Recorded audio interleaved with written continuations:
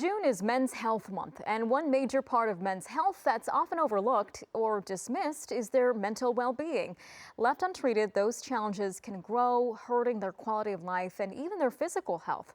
So joining us live to talk about what men can do to take care of their mental health is Dr. Kojo Sarfo. Dr. Sarfo, good morning. Good to see you again. Thanks for joining us. Likewise, thanks for having me, Irene.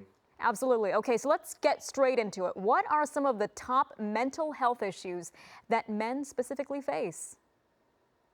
When I think of the top issues that men have to deal with as it pertains to their mental health, I think of depression. When you look at depression in males, it's often expressed as anger, or you can see it in the form of mood swings. And one common thing that men also do is overwork themselves to deal with their depression. And another key thing that I see when it comes to depression in males is substance use as a way to cope. And it starts off as a habit, and before you know it, it's turned into an addiction, and it makes it that much harder to get out of a depressed state. And you're talking about specific coping strategies. How might these issues show up differently for men and women? So a very interesting thing happens when you have two depressed people who come into the office. For the woman, if you make her feel better, there's a good chance that she's going to do better. But for men, they have to feel useful. They have to feel wanted. And a lot of times men don't need therapy. They need respect and they need appreciation and gratitude from those people who are in their lives. So when a man comes into the office and he's depressed, and you can make him feel more useful, the depression will tend to fade away and you won't see all the overworking, and you'll see a reduction in the substance use. And for women, because they feel better when they know that they're feeling better, if you can put them in a position to where they're appreciated and they can express themselves more, they tend to do a little bit better. Very interesting how they deal with it differently. Let's talk about the stigma as well. Has the stigma around men's mental health really lessened over the years, and what does that stigma do to men who are currently seeking help? So, Irene, I think the stigma has lessened because I'm seeing more men talk about mental health in social media.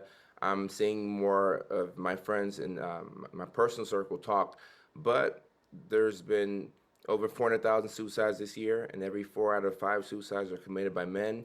And about a third of men have never spoken to anybody about their mental health.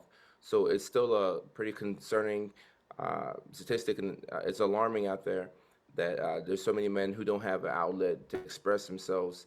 And when it comes to the stigma, I think it's very important to start off by being vulnerable.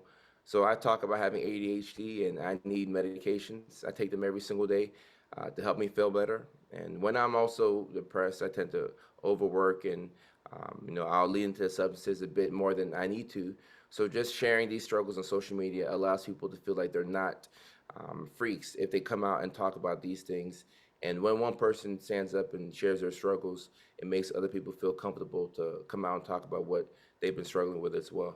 Yeah, it's really good to see that talking about things is becoming more normalized, but still a lot of progress that needs to be made in terms of that stigma. What advice do you have, Dr. Sarfo, for a man who might be struggling with their mental health? What advice do you have for them?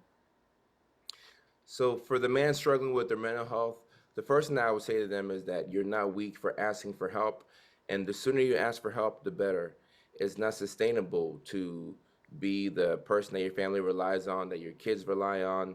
You go into the workforce and your employees rely on you, or your bosses rely on you, and you have to carry the burden of being a man in addition to any of the mental health struggles that you may already have. And there's so many men out there who are living with undiagnosed trauma, ADHD, autism, PTSD.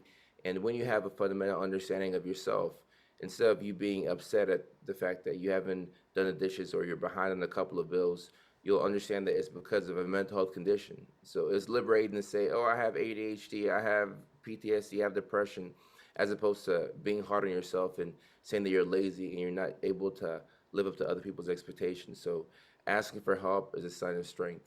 I think that's all very well said. And for anyone who might be looking for help or just wants to learn a little bit more, what resources are available?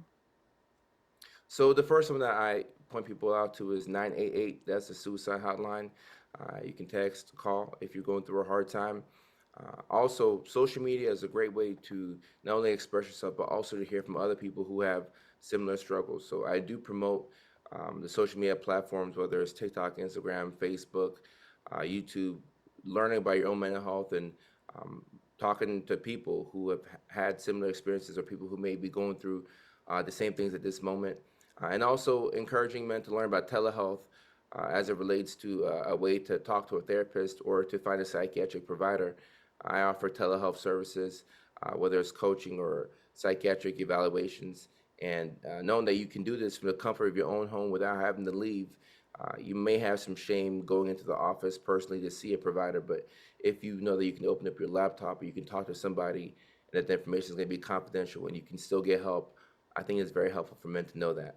Absolutely. Dr. Kojo Sarfo, thank you so much. We always appreciate your insight. Likewise, Irene, thank you.